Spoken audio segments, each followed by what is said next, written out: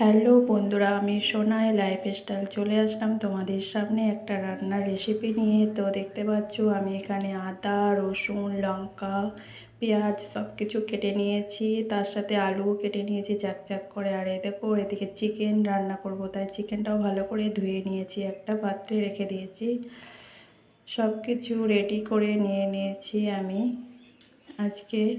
আর এইদিকে দেখতে পাচ্ছ কিছুটা টমেটো কেটে নিয়েছি, ধনে পাতা কুচি করে নিয়েছি, আর মশলাতে যা যা লাগবে সব রেডি করে নিয়েছি হাতের কাছে। আর যে লঙ্কা আদা রসুনগুলো নিয়ে ওটাও পেস্ট করে নিয়েছি।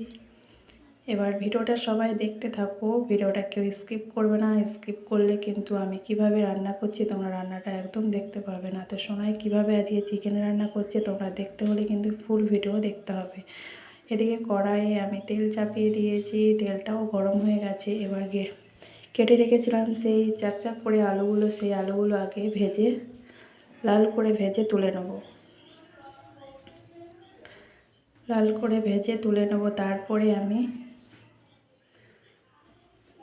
যা যা করবো তোমরা আজকে একটু দেখতে থাকো, কেননা আমি একটু আজকে চিকেনটা অন্যরকম পদ্ধতি রান্না করব। সব সময় তো একরকমভাবে রান্না মানে ভালো লাগে না, কখনো কখনো রান্না একটু পরিবর্তন করতে হয়। তাই আজকে একটু অন্যরকমভাবে রান্না করছি। তো রান্নাটা সবাই দেখতে থাকো। তো আলুগুলো আমি ভেজে তুলে নিয়েছি। এবারে আবারও তেল দিয়ে দিয়েছি, তেলে গোটা তেজপাতা দিয়ে দিলাম। তারপরে যে পেঁয়াজগুলো কেটে রেখেছিলাম সেই পেঁয়াজগুলো দিয়ে দেবো তেলের উপরে। তো পেঁয়াজগুলো লাল লাল করে ভাজবো, ভেজে নেব।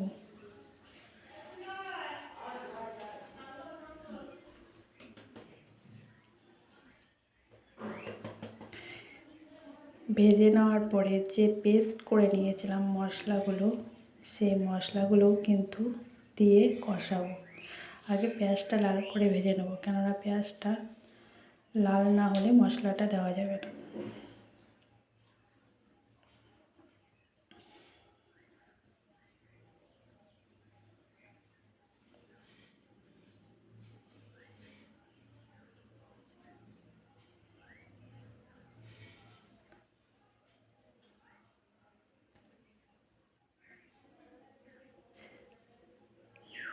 তো আমি কিন্তু উনুনে রান্না করছি বন্ধুরা, তোমরা কি বুঝতে পারছো? আমি কিন্তু গ্যাসে আজকে রান্না করছি না।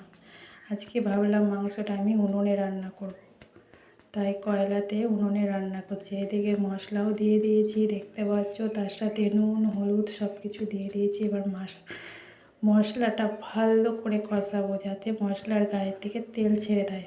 তারপরে আমি চিকেনগুলো দেবো, তার আগে কিন্তু আমি চিকেনগুলো দেবো না।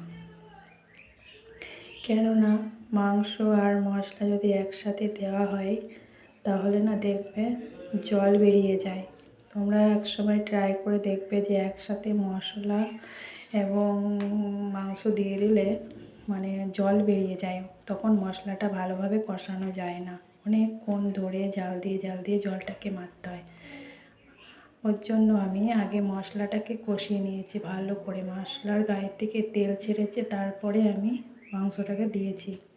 এবার মাংসটাকেও আমি ভালো করে কষাবো, কিন্তু অনেকক্ষণ ধরে মাংসটা কষাবো।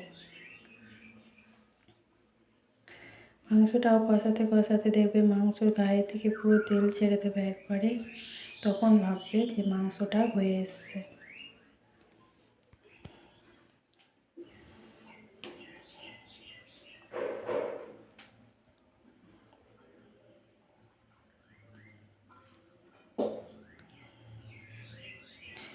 মাংসটাতে আমি কাঁচা লঙ্কা দিয়েছি, তাই একটু কালারটা হয়নি, তাই একটু কালার করার জন্য কাশ্মীরি লাল গুঁড়ো লঙ্কা দিয়ে দিলাম। এই গুঁড়ো লঙ্কাটা দিলে একটু কালারটা ভালো আসে, তার জন্যই দেওয়া। তাছাড়া আমি কাঁচা লঙ্কা পেস্ট করে দিয়ে দিয়েছি। এবার যে ভেজে রাখা আলুগুলো আগের থেকে ভেজে রেখেছিলাম সেই আলুগুলো আমি দিয়ে দিলাম কিছুক্ষণ পর, কেননা একসাথে আলুগুলো দিয়ে দিলে আলুগুলো গলে যাবে, মাংসটা অতটা ভালো লাগবে না, তাই তুলে রেখেছিলাম। আর যে টমেটো কুচিগুলো কেটে রেখেছিলাম সেই টমেটোটাও আমি পরে দিয়েছি, তাহলে মাংসটা একটু হার্ড হবে আর খেতেও টেস্টি হবে টমেটোটা দিলে। এবার ভালো করে অনেকক্ষণ ধরে আবার কষাবো এগুলো দেওয়ার পরে। লাড়তেই থাকবো কিছুক্ষণ ধরে।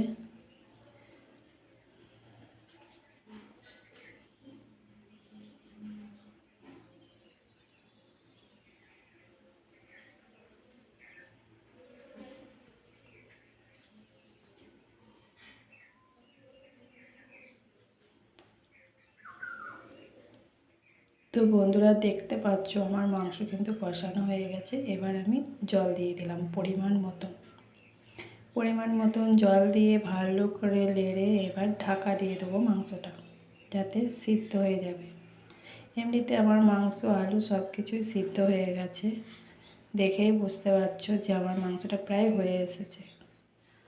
তাও একটু জল দিয়ে আমি ঢাকা দিয়ে দিয়েছি। এবার ঢাকনাটা খুলব।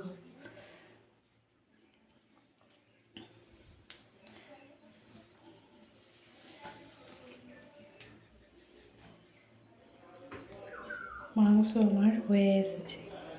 এবার একটু গরম মশলার গুঁড়ি দিয়ে দেবো। উপর দিয়ে একটু গরম মশলার গুঁড়ি দিয়ে মাংসটা আমি নামাবো।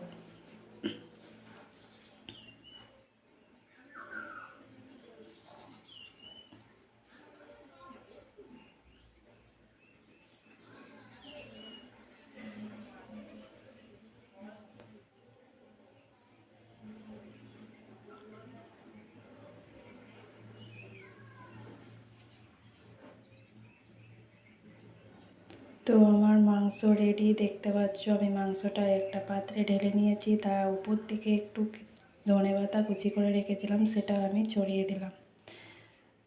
তো ভালো লাগলে ভিডিওটা একটু লাইক কমেন্ট শেয়ার করে দিও বন্ধুরা। টাটা বাই বাই, ভালো থেকো সুস্থ থেকো। এই অবধি আমার ভিডিও, আর বেশি বেশি করে ভিডিওটা আমার শেয়ার করে দিও। আর যারা নতুন আছো সবাই চ্যানেলটাকে সাবস্ক্রাইব করে নিও। পরবর্তী নেক্সট ভিডিওর জন্য অপেক্ষা করো। আমি নতুন নতুন লং ভিডিও তোমাদের জন্য চেষ্টা করব।